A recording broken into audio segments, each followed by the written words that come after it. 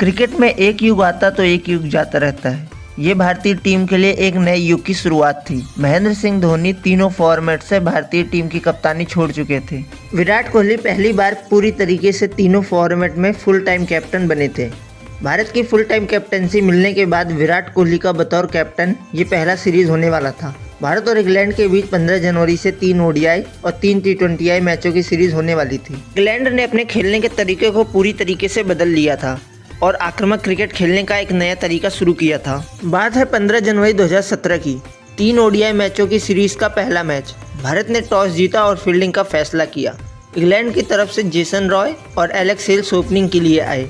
England की शुरुआत अच्छी नहीं रही और एलेक्स हेल्स 9 रनों पर ही रन आउट हो गए। उसके बाद जेसन रॉय और जो रूट इंग्लैंड की पारी को आगे बढ़ाए जा रहे थे, लेकिन जडेजा ने 73 रनों पर जेसन रॉय को स्टंप आउट करा दिया और इंग्लैंड का स्कोर 19 ओवर्स में 108 रनों पर 2 विकेट था। इंग्लैंड की तरफ से चौथे नंबर पर कप्तान ओवेन मॉर्गन आए। मॉर्गन भी इंग्लैंड के स्कोर को आगे बढ़ाए जा रहे थे। कुछ आक्रामक शॉट खेलने के बाद मॉर्गन आउट हो जाते हैं। मॉर्गन के आउट होने के बाद बेन स्टोक्स ने भारतीय गेंदबाजों की पिटाई शुरू की और 40 बॉल्स में 62 रन बनाए। 62 रनों की पारी में स्टोक्स ने 2 चौके और 5 छक्के लगाए थे। स्टोक्स के साथ साथ मोइन अली ने भी अपने हाथ खोले और 17 बॉल्स में 28 रन बनाए। इसके बदौलत इंग्लैंड ने अपने 50 ओवर्स में 350 रन बना डाले। भारत को ये मैच जीतने के लिए 7.02 के रन रेट से 50 ओवर्स में 351 रन चाहिए थे। भारत की तरफ से केएल राहुल और शिखर धवन ओपनिंग के लिए आए, लेकिन डेविड विली ने चौथे ओवर में शिखर धवन को उनके 1 रनों के व्यक्तिगत स्कोर पर ही आउट कर दिया। उसके बाद केएल राहुल भी ज़्यादा कुछ खास नहीं कर पाए और 8 रन बनाकर डेविड विली का शिकार हो गए।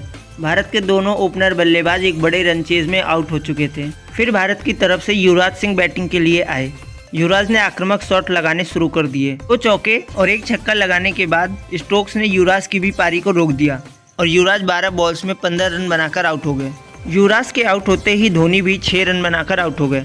अब भारत का स्कोर 12 ओवर्स के बाद 63 रन 4 विकेट पर था और भारत को जीत के लिए अभी भी 38 ओवर्स में 288 रनों की ज़रूरत थी और भारत के लिए विराट कोहली और केदार जाधव क्रीज पर थे। विराट कोहली भी आते ही आक्रामक शॉट खेलने लगे थे। केदार जाधव भी उनका पूरा साथ दे रहे थे।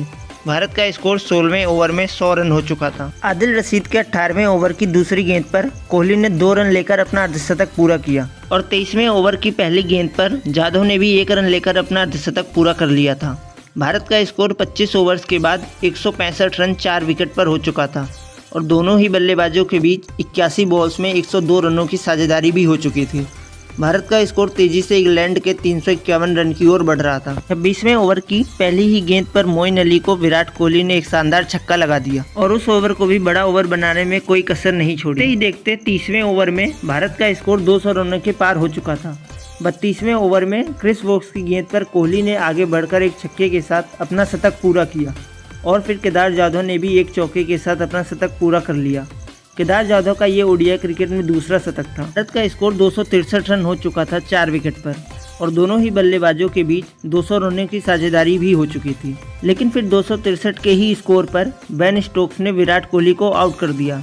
कोहली ने 105 बॉल्स में 122 रन बनाए, जिसमें उन्होंने 8 चौके और 5 छक्के लगाए।